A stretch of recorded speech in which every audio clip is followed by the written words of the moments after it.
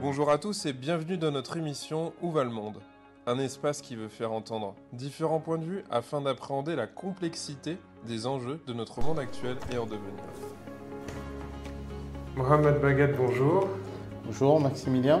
Alors aujourd'hui pour Où va le monde, une émission un peu différente de d'habitude. On enregistre sur l'île de la Réunion et on va parler notamment islam, mais on va commencer par présenter une association. Donc je vais vous laisser pour le coup commencer par vous présenter. Alors je suis Mohamed Bagat, je suis le directeur général de l'association Unir Océan Indien, avec un parcours atypique on va dire par rapport à la société actuelle. J'ai une formation d'imam, j'ai fait mes études en Inde pendant 7 ans, cette année. Au préalable, j'avais fait les études de mémorisation du Coran à La Réunion. Et j'ai voulu mieux comprendre le message coranique. Et ce qui fait que j'ai souhaité aller faire les études et j'ai choisi l'Inde. Comme j'aurais pu choisir Médine en Arabie ou l'Angleterre ou les États-Unis, parce que l'Inde, c'est le pays de mes ancêtres. Et que c'était pour moi une manière de me réapproprier aussi ma culture, déjà par la langue, parce que je ne parlais pas l'ourdo. Et je serais tenté de dire que ça a été l'une des plus belles périodes de ma vie, puisque j'ai appris le sens de l'humilité, de la simplicité en ce pays, avec deux visages, le faste de l'Inde, mais aussi la grande misère, la pauvreté. Et à mon retour sur l'île, j'ai commencé à enseigner et à diriger les prières dans les mosquées. J'ai fait 2 ans et demi sur Saint-André, le temps de former 3 jeunes à la mémorisation complète du Coran. On va dire que c'est une passion chez moi. Et puis pendant 20 ans, j'ai été l'imam de la grande mosquée de Saint-Denis. Et dans cette période, eh bien, j'ai eu le plaisir d'organiser la communication de l'islam. Nous sommes passés par le 11 septembre, qui a changé la face du monde.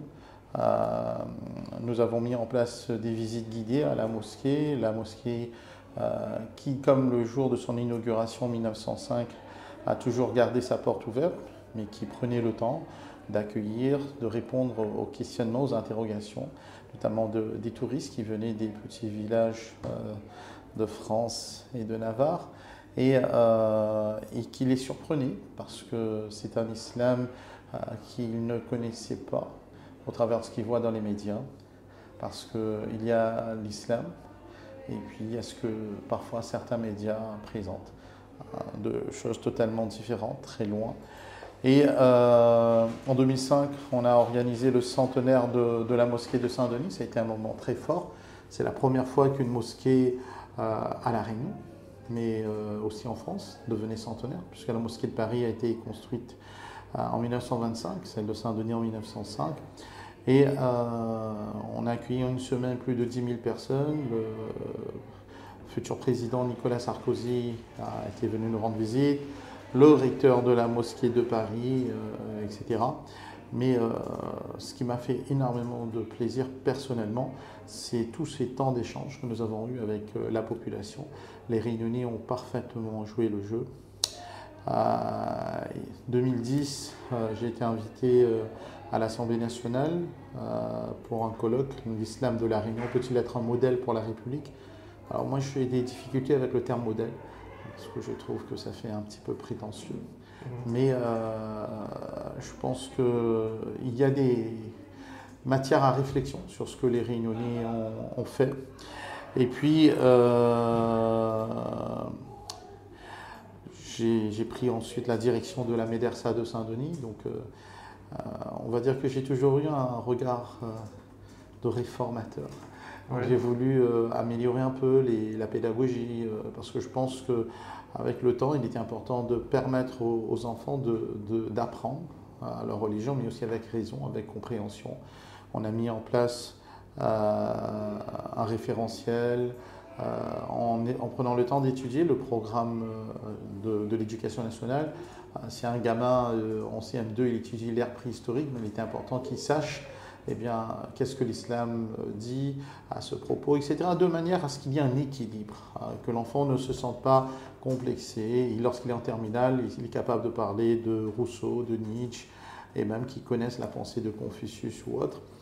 Et puis en 2014, j'ai été l'un de ceux qui ont créé l'association Uneroi, tout simplement parce qu'en tant qu'imam de la mosquée, eh bien, lorsque les gens avaient des soucis, ils venaient me voir, problèmes financiers, problèmes pour manger, problèmes de couple, etc., etc. Donc il fallait quand même, pour pouvoir accompagner ces gens, avoir un statut. Non. Au moment où on a déposé les statuts, je ne pensais pas que en 2024, ça va faire 10 ans, que nous aurions des locaux, des salariés, etc. Mais l'association a pris le temps, elle a grandi, et puis il y a eu un moment charnière, c'est la période du Covid, qui, comme je ne vais pas être, on va dire, je ne vais pas vous surprendre en disant que comme tous les Français ou tous les habitants de cette planète, j'ai beaucoup réfléchi. Et je me suis dit, aujourd'hui j'ai une double casquette, celle d'imam de la grande mosquée. Lorsque je parle, que ce soit à la télé ou bien avec les autorités, eh bien, on voit en face de soi l'imam. Mais unir grandissant, il était important d'avoir une clarté. Et l'association me permettait de donner vie aussi au message que je portais. Parce que la générosité, la solidarité ne doivent jamais être communautaristes, mais être universelles.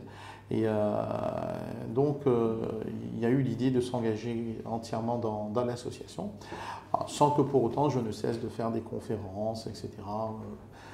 En aparté, de par mon titre d'imam. La semaine dernière, je suis intervenu sur demande de la gendarmerie dans une séance d'acculturation. Le Rotary a fait appel à moi pour parler de l'histoire des Indo-musulmans, ou telle autre structure m'appelle. Ça, je le fais toujours avec la même passion. Mais aujourd'hui, on s'évertue à développer, à structurer, à professionnaliser l'association Uneroi. C'est une association qui a plusieurs piliers. Le premier pilier, eh bien, c'est l'éducation. Dans le sens où on considère qu'une société, pour qu'elle ait du sens, qu'elle soit en équilibre, eh bien, l'accès à l'éducation doit être accessible à chaque citoyen avec la même chance. Et nous partons du principe que les enfants du balayeur de rue ou bien du cadre d'une grande société doivent avoir la même chance. Et c'est pour cela qu'on a créé un pôle qui s'appelle le pôle Excellence, où on essaie de faire des tarifs relativement bas, où on prend les enfants en charge et on construit un projet avec les parents. Ça peut être à partir du primaire, du collège, ou bien quand l'enfant rejoint la structure, où on va essayer de lui donner les clés qui vont lui permettre d'être autonome dans ses études, mais aussi et surtout en lui transmettant des valeurs. C'est-à-dire que le savoir dont le reflet c'est l'outrecuidance et c'est la vanité n'est pas un savoir qui est bénéfique pour la société.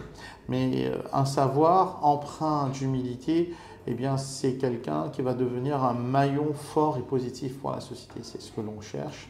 Et naturellement, ça nous a permis de mettre en place aussi un partenariat avec la CAF sur le CLAS. Donc là, c'est dans un autre cadre, on récupère des enfants du centre-ville, après l'école, eh bien, pour faire du soutien, pour les accompagner, mais aussi avec la volonté, dans une société aujourd'hui qui porte plusieurs mots, eh bien, de prévenir la délinquance juvénile, souvent parce que ce sont des gamins issus de familles en grande difficulté, précarité, ou bien une maman seule élevant plusieurs enfants, etc.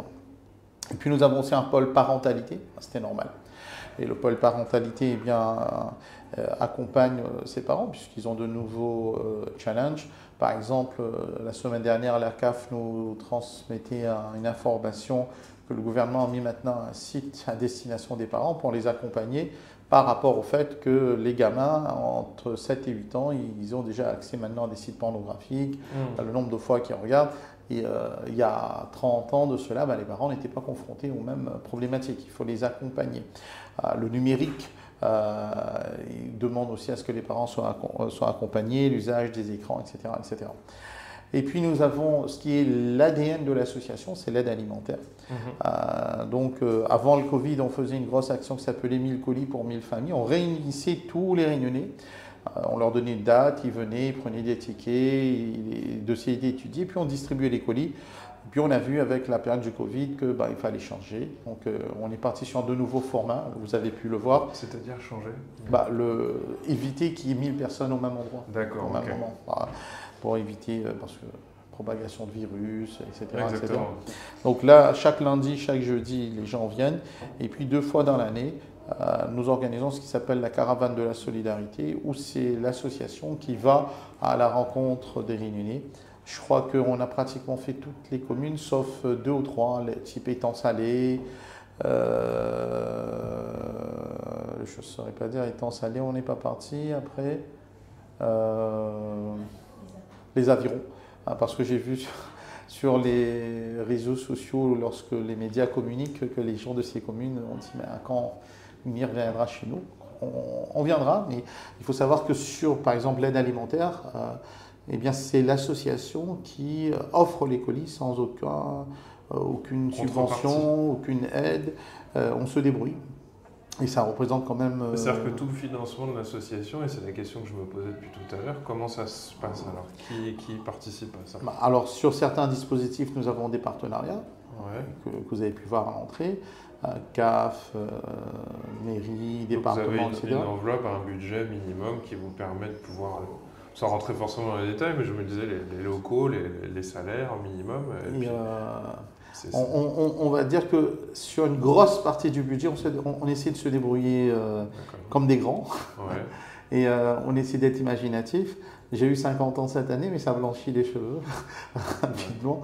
Mais parce qu'on est persuadé. Par exemple, des sujets portés par une des thématiques portées par l'association, c'est la laïcité. Moi, je crois beaucoup dans la laïcité, celle de Jean Jaurès. Et en 2016, on avait invité le professeur Jean Bobéro, créateur de la sociologie en laïcité. Et le professeur Bobéro avait eu cette belle formule à la fin du colloque en disant « Le vivre ensemble réunionnais découle d'une parfaite compréhension de la laïcité ». Et que le professeur disait que je ne crains pas particulièrement le racisme pour les Réunionnais, mais ce que je crains, c'est l'explosion sociale. Parce qu'à partir de ce moment, on aura tendance à stigmatiser telle communauté par rapport à telle communauté. Et je pense qu'il est important que les Réunionnais sachent se structurer, s'organiser pour éviter une implosion. Et oui, vous avez une question? Alors justement, tout ce que vous me dites m'intéresse, et c'est en même temps assez fourni. Et j'en dégage 2 thématiques, mais ça tombe bien, c'est un peu ce que j'ai lancé au départ. La question de votre association et puis la question de l'islam. Je voulais revenir sur 2-3 petites choses qui me venaient. Vous avez l'air d'être un peu partout, alors c'est pas une critique, au contraire, je vous félicite d'avoir tout cet élan, mais j'ai l'impression que vous pouvez parfois faire... venir combler peut-être des difficultés au niveau de l'éducation nationale, de la prévention, de la protection de l'enfance, de l'assistance sociale, il y a la question de l'aide alimentaire. Et donc je me disais que finalement, vous devenez un partenaire indispensable sur l'île. Est-ce qu'il y a d'autres associations qui sont du même rang, du même ordre? Alors comme je vous l'ai dit tout à l'heure, je pense que quelque chose d'essentiel dans la vie, c'est l'humilité. Et tout ce que l'association fait aujourd'hui, on essaie de le faire avec beaucoup d'humilité. Et le message que je transmets aux médias après chaque opération, c'est que ce que l'association fait aujourd'hui ne représente même pas la moitié d'une goutte dans l'océan des besoins qu'ont les Réunionnais. Maintenant, nous avons essayé... Vous ne remplacerez pas l'État non plus, de toute manière. On ne pourra jamais. Et maintenant, ce que nous avons essayé de faire, c'est que tous les dispositifs que nous créons sont complémentaires les uns des autres. Lorsque je fais le classe, c'est-à-dire on récupère les enfants des familles en grande difficulté, là vous avez vu l'illettrisme, beaucoup de ces enfants, leurs mamans sont chez nous.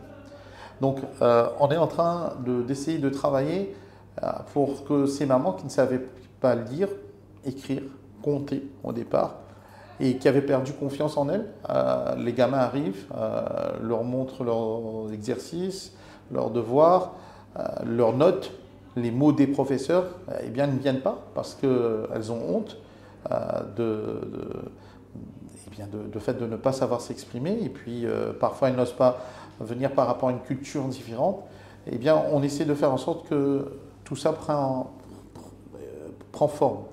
On essaie de créer ce maillage. Là, par exemple, c'est la semaine du goût. Ces dames, il y a 2 semaines, ont fait une pièce de théâtre. On est en train de préparer une plus grande pièce pour la fin de l'année. Et c'est que déjà en elles, elles retrouvent l'amour de soi, la dignité. La dignité d'être une femme, d'être une maman, d'être un parent, etc. Et ces mêmes parents, j'en ai vu une tout à l'heure quand on est arrivé, qui est en train d'attendre. Elles savent que à la fin du mois, elles ont des difficultés. Elles ramènent leurs documents. Donc elles vont avoir un colis alimentaire. Demain, elles ont besoin de tels documents administratifs, etc. Le PIF est là pour ces personnes. Et puis à côté, on a aussi créé un club sportif. Parce que on sait que les enfants, je vais vous parler du fait qu'aujourd'hui, moi j'ai 6 enfants et à la base je suis enfant unique. Donc mes enfants, je les observe énormément. Ouais. J'apprends beaucoup de choses et ça m'amuse parfois quand je les écoute échanger entre eux. Je me dis, c'est comme ça lorsqu'on est frères et sœurs. Parfois il y en a 2 qui sont complices, il y en a 2, etc. L'aînée est mariée, la dernière n'est pas partie à l'école aujourd'hui, elle a eu la fièvre toute la nuit, elle a 4 ans. Ouais. Et ce qui fait que j'ai passé une nuit très agréable. Mais lorsque je regarde mes enfants, je sais que dans cette société, si on ne leur propose pas des alternatives, ce sont des gamins qui vont rester soit devant la télé, soit devant le téléphone. Donc l'idée, ça a été de créer un pôle avec du futsal, mais où moi j'ai demandé dès le départ, pareil, comme pour le pôle pédagogique, on transmet des valeurs. Le respect, le fair play, apprendre à accepter de perdre.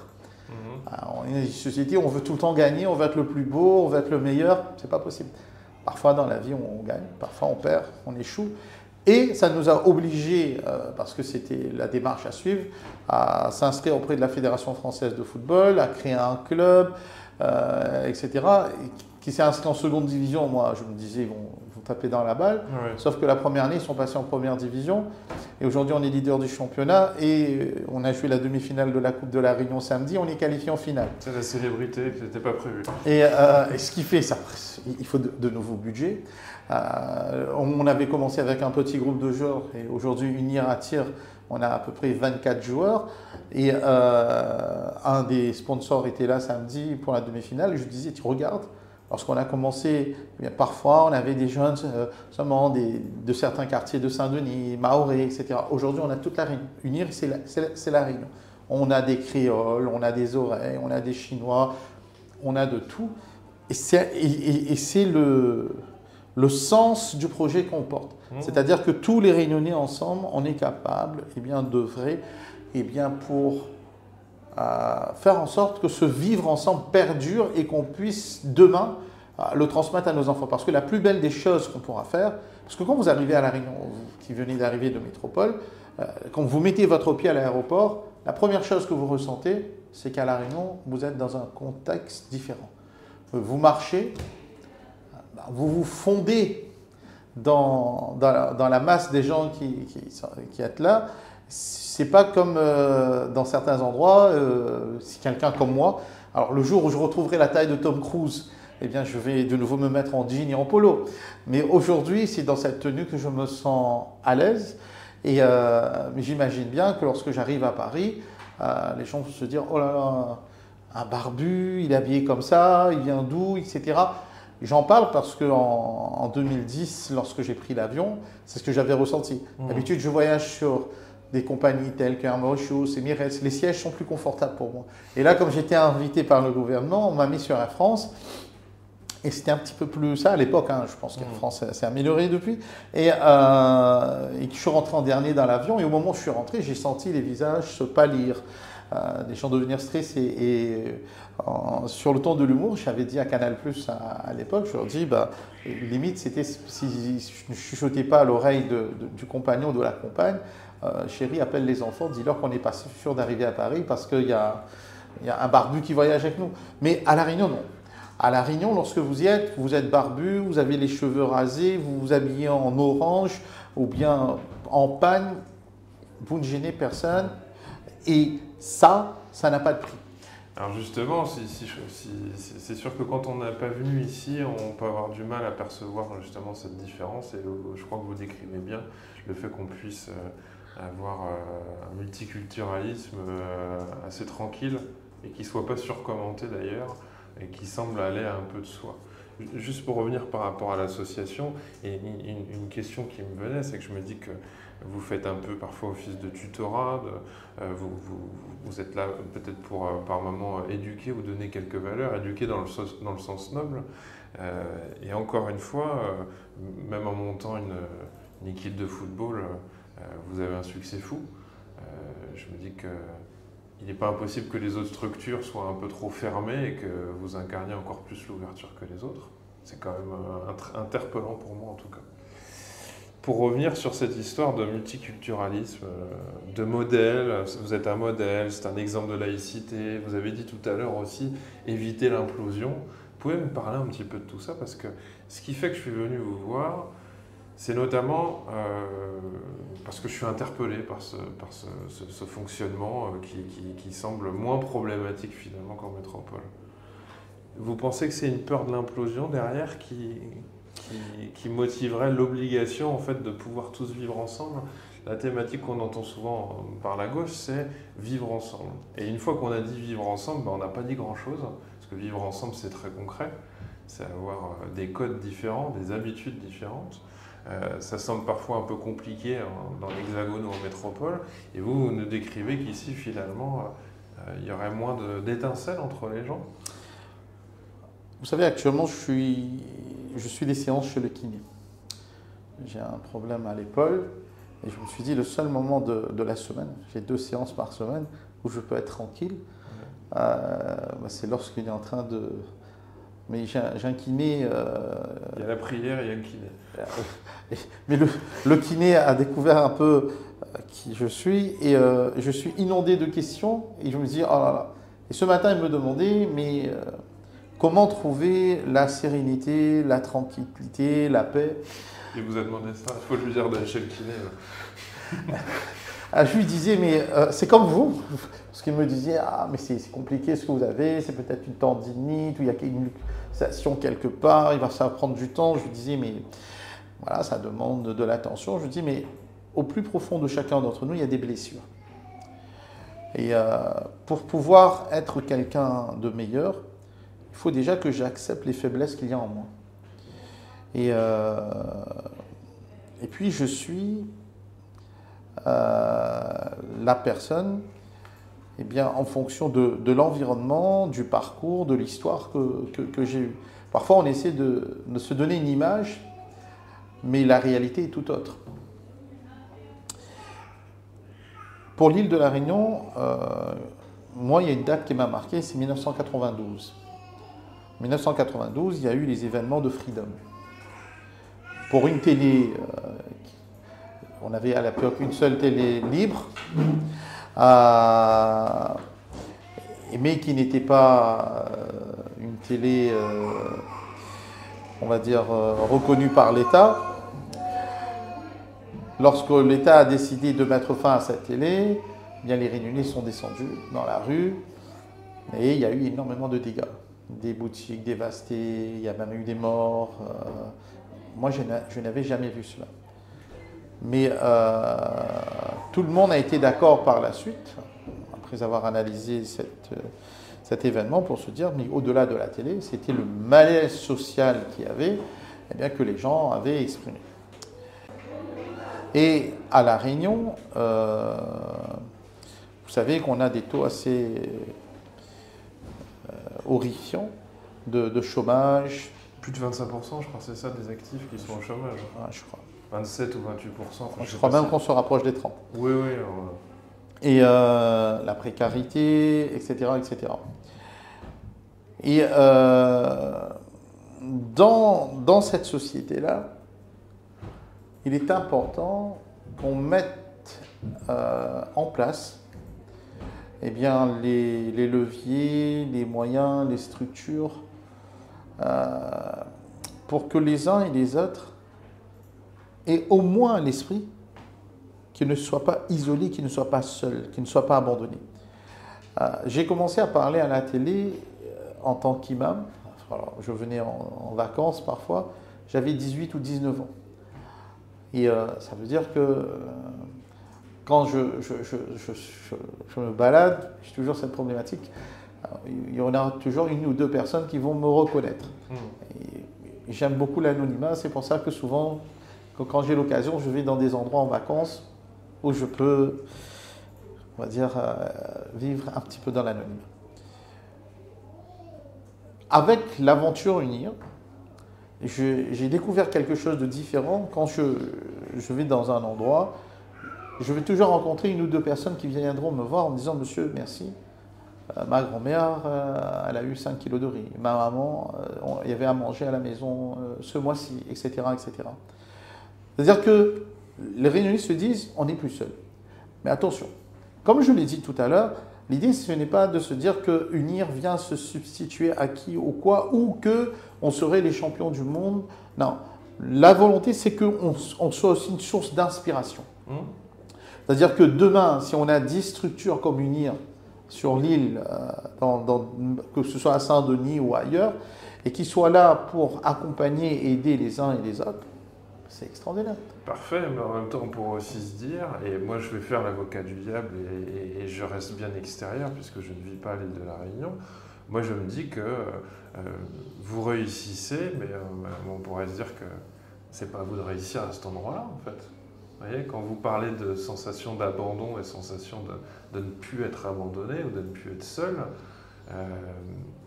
je trouve ça à la fois entendable et honorable et vous gardez une humilité, ça, il n'y a pas de souci, mais où est l'État en fait à cet endroit-là? C'est la question que je me pose. Alors l'État ne peut pas fournir forcément du travail en claquant des doigts, mais je me dis que vous avez une délégation finalement pour pouvoir rassembler, contenir quelque chose aussi de l'ordre de la société qui pourrait déborder, qui pourrait... Qui souffrent et finalement vous êtes une solution,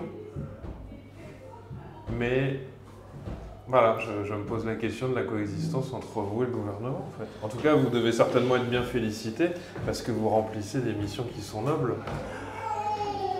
et à tous les endroits, que ce soit le sport, l'éducation. Non, alors on ne supplée personne, on travaille en partenariat avec les uns et les autres. Et ce que nous sommes capables de le faire, c'est parce que nous abondons, nous poussons vers un terme qui est essentiel pour nous, c'est la synergie. Seul, je ne peux rien. Ensemble, on peut réaliser beaucoup de choses. Et des structures telles que Unir, eh bien, il y en a eu d'autres avant qui font énormément de choses. Il y a la Croix-Rouge, qui ne supplée pas l'État, mais qui fait du travail. En métropole, vous avez les Restos du Cœur, qui aujourd'hui... C'est une question générale, hein, pas que pour la Réunion. C'est la question de l'associatif qui parfois... Mais on a besoin de l'associatif. Et je pense que... on a 1,8 million de salariés dans l'associatif, qui est un très grand employeur, ça c'est sûr. Et c'est pour cela qu'aujourd'hui, lorsqu'on gère une association, c'est comme si on gère une entreprise. À partir du moment où on pense que c'est de l'associatif, on va le gérer comme ça le dimanche. Oui. Mais ce que je veux vous dire, c'est quoi? Et puis il y a la question du lien aussi, c'est-à-dire que vous êtes du coin et qu'on pourrait se dire, finalement, si c'est le gouvernement, c'est quelque chose d'éloigné en termes de préoccupation et de connaissance du terrain. Vous connaissez le terrain en fait. Mais, et puis, ce qu'on peut faire, on peut réaliser certaines choses, c'est parce que nous sommes aussi appuyés par des partenaires tels que l'État, les mairies, etc. Lorsqu'on a besoin d'autorisation pour monter une action, eh bien, on nous aide, on nous permet d'accélérer les choses parce qu'on connaît l'engagement de l'association. C'est pour cela que, je le répète, c'est un travail commun. Par exemple, il y a un secteur de Saint-Denis où l'on travaille beaucoup, c'est le secteur le plus touché par la précarité, c'est Prima. Pas très loin de l'aéroport. Eh bien, lorsqu'on mène des actions là-bas, l'élu du quartier est là, on nous met à disposition la mairie annexe pour que nous puissions faire les distributions de colis, etc. Si demain, moi, je viens avec un camion, avec mes colis alimentaires, mais je n'ai pas personne pour m'accueillir, pour mettre un local à disposition pour faire, c'est un petit peu compliqué. Voyez bien que sur le PIF, aujourd'hui, on a une belle relation de confiance entre Uniroï et la CAF de La Réunion. Mais la confiance se mérite aussi. Oui, oui. Donc, voilà, donc on ne supplée personne. Je pense que chacun est à sa place. L'associatif est essentiel en France et surtout à La Réunion, mais aussi à Mayotte.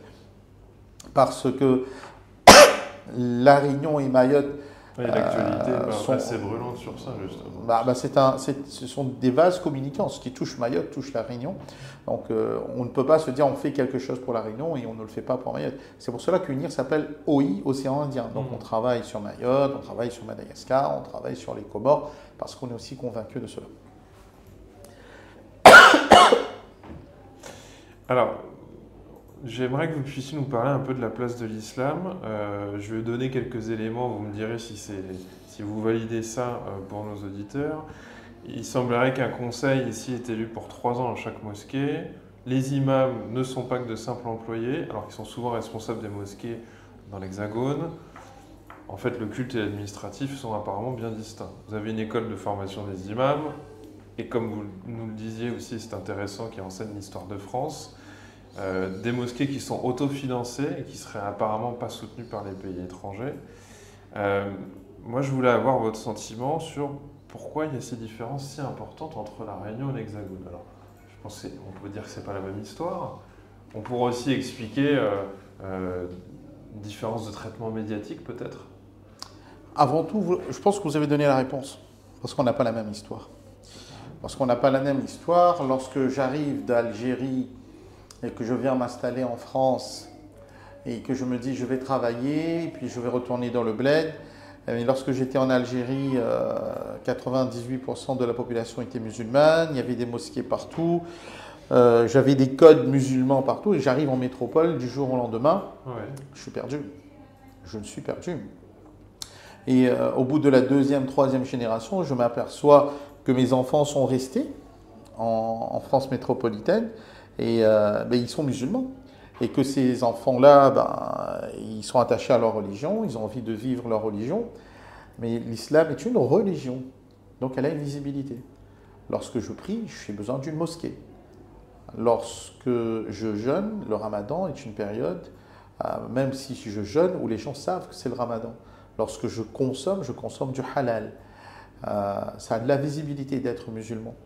Mais il y a aussi la part d'histoire de la France avec l'Église catholique, qui a été très douloureuse. Et puis,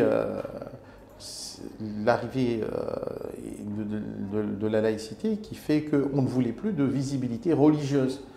Mais du jour au lendemain, lorsqu'on s'aperçoit que les musulmans sont encore là, ils sont là, et certains sont devenus médecins, d'autres sont devenus avocats, d'autres se sont lancés dans la politique, d'autres dans le sportif, et on se dit, mais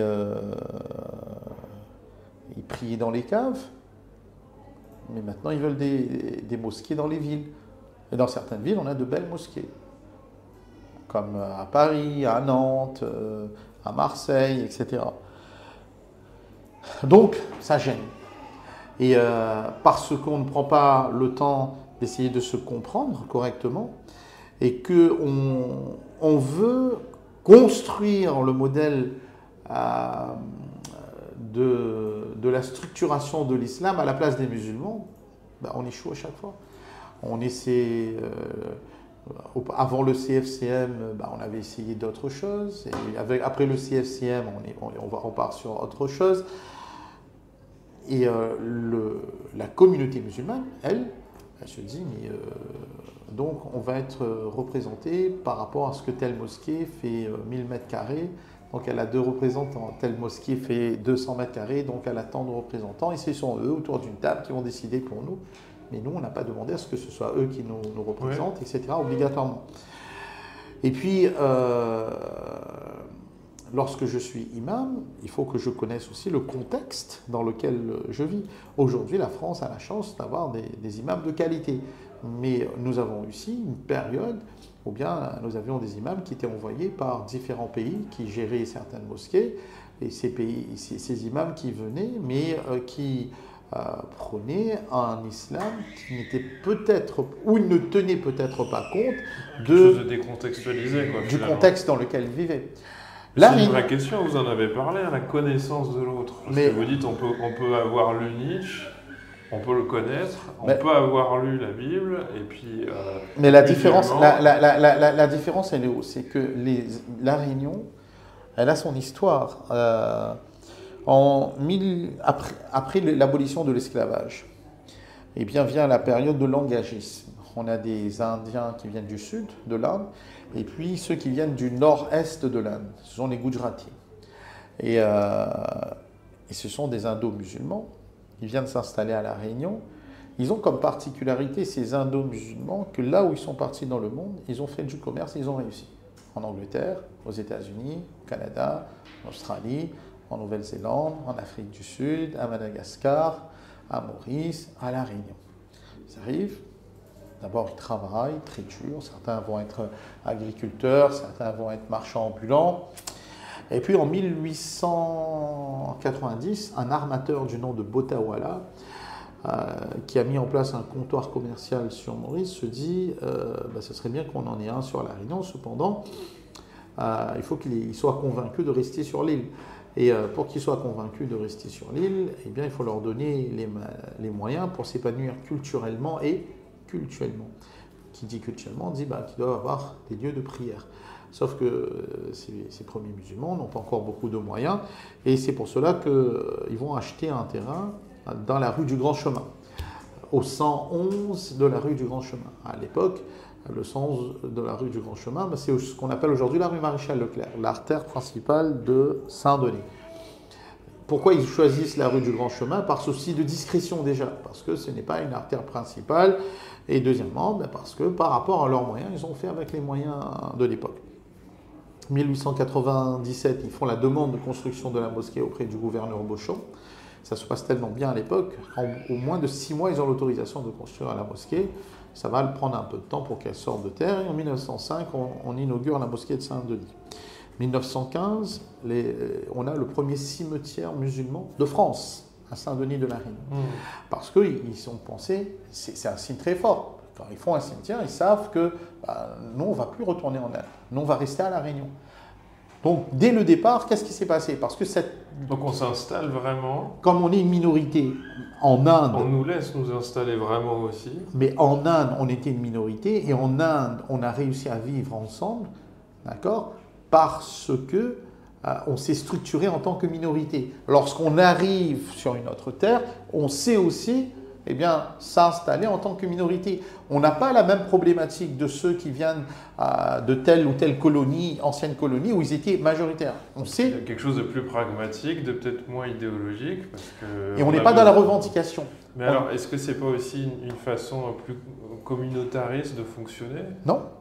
Non. Parce que... Pas avec une vision négative, c'est-à-dire des communautés qui ne sont pas obligées de passer par le moulinet parfois un peu angoissant de l'intégration, de l'assimilation, avec l'angoisse de perdre un peu son identité, mais des communautés qui vivent entre elles. En aucun cas. Parce que la première mosquée de France, celle de Saint-Denis, c'est une maison créole. À l'époque, il y avait 15 femmes. Lorsqu'ils sont arrivés.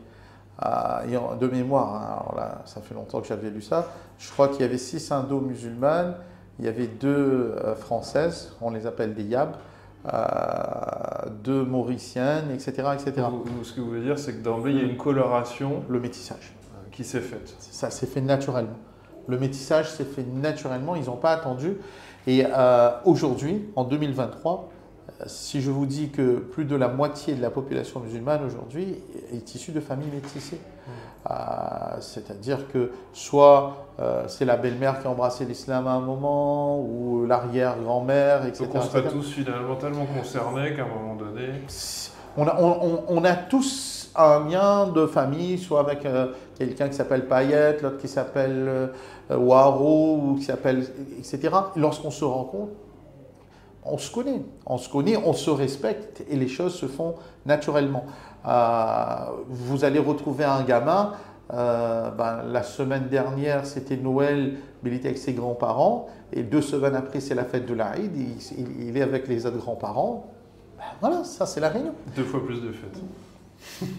Tant mieux. Mais ce que je veux dire, c'est parce que c'est comme ça. Eh bien, donc il y a eu la mosquée, il y a eu la médersa, et ça ne s'arrête pas. Parce qu'aujourd'hui, là où au départ on a construit eh bien, le cimetière, etc., eh bien, on a des jeunes qui ont fait des grandes études. Auparavant, on avait une société indo-musulmane avec essentiellement de commerçants. Aujourd'hui, on a beaucoup d'avocats de plus en plus dans la communauté, des médecins, etc., profession libérale. Et tout ça se retrouve, réfléchissent, quels sont les nouveaux besoins et quelles sont les nouvelles ambitions. Après, il y a quand même aussi du concret. Enfin, moi, je me demande la part de concret là-dedans, notamment si la formation des imams est un peu différente, si leur place est un peu différente, leur responsabilité. Et puis, je me dis que, en tout cas, tout ça doit fonctionner d'une certaine manière. Et puis, il y a la question du financement. C'est-à-dire, si je suis financé, ma mosquée, par un autre pays, parce qu'il me faut une mosquée assez rapidement, ou alors je suis dans une autre dynamique, je me dis que ça prendra du temps pour la financer, mais ça viendra de moi. Et donc, j'entretiendrai pas de dépendance avec un pays d'une autre culture. On est dans 2 voies différentes aussi. Après, les mosquées... Oui, ça ne tourne pas que du ciel et de l'histoire. Je me dis que c'est aussi une somme de choix, où la Réunion se dit, nous, on va dans cette direction. Où que vous alliez dans le monde où se trouvent les indo-musulmans, c'est le même fonctionnement. Les mosquées et les médersas sont autonomes. Ils ne dépendent jamais de l'État ou de l'aide d'un pays étranger. Ce n'est pas l'Inde qui va venir financer les mosquées de la Réunion. Et d'une part. Deuxièmement, vous avez dit à juste titre que dans la formation des imams, il y a une évolution. Aujourd'hui, on a ce qui est pour moi la meilleure... Ça reste obscur, en métropole ou en hexagone, on l'appellera comme on veut, mais la formation des imams, ça relève plein de fantasmes. Apparemment, ici, les choses sont claires en tout cas. Non, mais les choses sont très claires. Et peut-être qu'elles le sont aussi en métropole. Moi, je côtoie quelques imams de France, en tout cas c'est très clair, c'est des gens intelligents, souvent qui sont ingénieurs, etc., et qui ont fait des études, et qui ont du niveau. Et ici à La Réunion, on a l'Institut théologique des imams de La Réunion qui est situé à la Plaine des Caves, qui fait un travail fabuleux, et qui s'évertue à enseigner un islam dans son contexte, c'est-à-dire le texte avec le contexte. Et pendant longtemps, effectivement, on a fonctionné sur ce modèle qui est toujours le même, c'est-à-dire une mosquée dirigée par un conseil d'administration sur 3 ans, qui peut être renouvelé ou bien changé. Et on a des imams qui sont salariés de la mosquée. Mais aujourd'hui, La Réunion a la chance d'avoir tellement d'imams, et bien qu'on a de plus en plus d'imams qui deviennent autonomes. Et ça, c'est une bonne chose aussi. C'est-à-dire autonomes dans le sens où ils vont construire leur projet, ils peuvent avoir leur structure à part, et de manière à aller plus loin aussi dans la réflexion. Lorsque vous êtes... Donc en dehors de l'organisation. Ils sont rattachés au corps des imams, oui. Mais ils ne dépendent pas obligatoirement d'un conseil d'administration d'une mosquée. Ils font leur chemin, ils peuvent faire du business. Parce que ce qu'il faut comprendre, c'est qu'un imam n'est pas obligatoirement tenu d'officier la prière dans la mosquée. C'est là aussi, il y a une grande confusion en métropole. C'est-à-dire que dès que quelqu'un officie à la mosquée, on se dit « Ah, il est imam ». Ce n'est pas parce qu'il a officié à la prière qu'il est imam. Et ce n'est pas parce qu'il n'officie pas à la prière dans la mosquée qu'il n'est pas imam.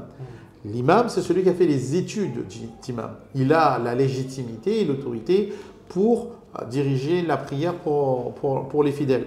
Il est possible que dans un endroit, en France ou même à La Réunion, dans un moment T, eh bien, il n'y a pas d'imam, ben, c'est quelqu'un parmi les fidèles qui va monter sur le tapis et qui va diriger à la prière. Donc on va dire que l'imam de telle prière dans telle mosquée, ça a été Maximilien. Mais ça ne veut pas dire que vous avez fait des études d'imam. Moi, j'ai des amis aux États-Unis ou en Angleterre, etc. Ils ont fait des études d'imam. Ben, certains sont devenus médecins. D'autres avocats, ils travaillent pour la famille royale d'Angleterre. D'autres qui font du business à Dubaï, etc. Mais parce qu'au final, en islam, le savoir que j'ai doit générer en moi l'amour de Dieu.